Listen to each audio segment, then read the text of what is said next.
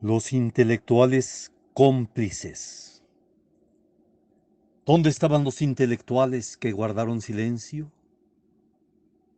Intelectuales apolíticos de mi dulce país, no podréis responder nada. Os devorará un buitre de silencio las entrañas, os roerá el alma vuestra propia miseria, y cayeréis avergonzados de vosotros. Otto René Castillo.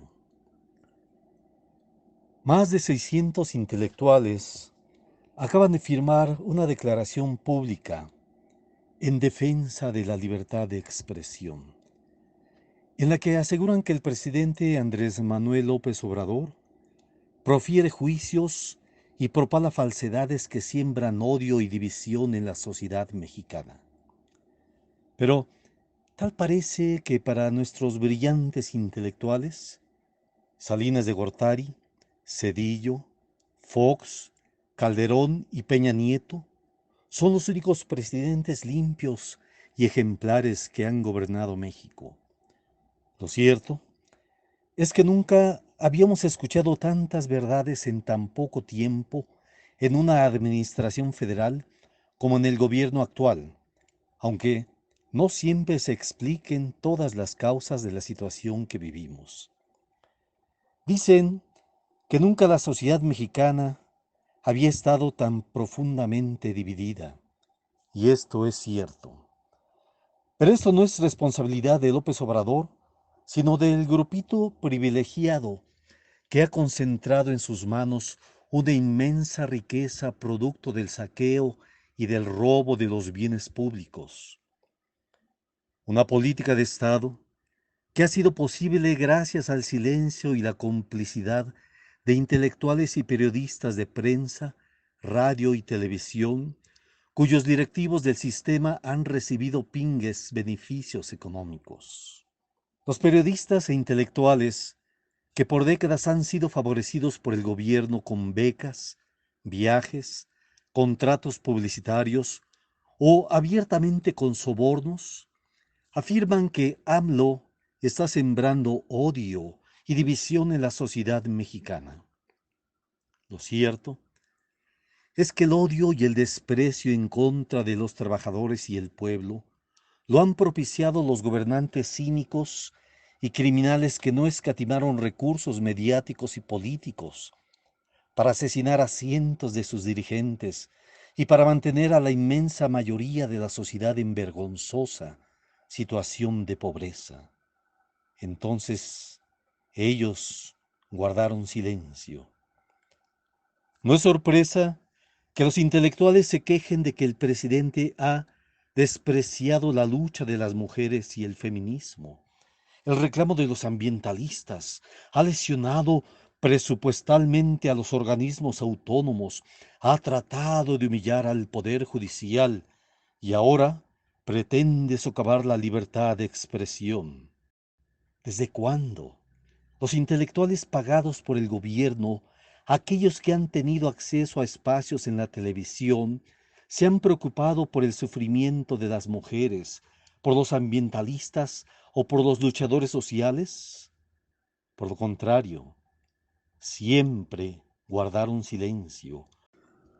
¿O acaso se refieren a las ONGs feministas, ambientalistas e indigenistas, que son pagadas por las fundaciones transnacionales y la Fundación Nacional para la Democracia de los Estados Unidos para crear divisionismo en toda América Latina? La libertad de expresión siempre ha estado bajo asedio, no ahora, sino desde los gobiernos de la revolución y el del neoliberalismo, que han defendido los intereses de dueños de minas, banqueros y empresarios extranjeros, hasta los gobiernos priistas que dieron continuidad a la anexión económica y al sistema de corrupción, fraudes y crímenes políticos incontables que agraviaban a toda la sociedad y hundían en la pobreza a la mayoría de los mexicanos. Entonces, ¿dónde estaban los intelectuales firmantes y por qué guardaron silencio cómplice? El gobierno de Andrés Manuel López Obrador está muy lejos de ser el ideal, Ni siquiera se propone un cambio social anticapitalista y mucho menos antiimperialista. Como dice él, se limita a aplicar el liberalismo social, y el liberalismo era la bandera de la burguesía del siglo antepasado. Pero está barriendo gran parte de la sociedad dejada por sus antecesores de la burguesía burocrática estatal, sobre todo en materia de corrupción. Ha obtenido cerca de 50.000 millones de pesos de impuestos a grandes empresas consentidas del sistema que no los pagaban por decisión presidencial. Y entonces, nuestros indignados intelectuales que publican ahora su declaración en defensa de la libertad de expresión guardaron silencio. Obrador ha abatido el 80% del robo de combustibles, acabó con el negocio de los sobreprecios en la venta de medicamentos en hospitales públicos, redujo los salarios de gran parte de la alta burocracia y de diputados y senadores, aunque estos se siguen dando aumentos por su cuenta, e insiste en que los partidos políticos devuelvan voluntariamente la mitad de sus prerrogativas millonarias para beneficio social, propuesta que los partidos seguirán rechazando, con lo que ha golpeado a buena parte de esa burguesía burocrática estatal que ha robado al país por 200 años y está devolviendo al pueblo una pequeña parte de lo robado. Y todo esto hay que apoyarlo. Por otra parte, y es necesario decirlo, no ha arremetido contra los grandes magnates beneficiarios de la gran corrupción.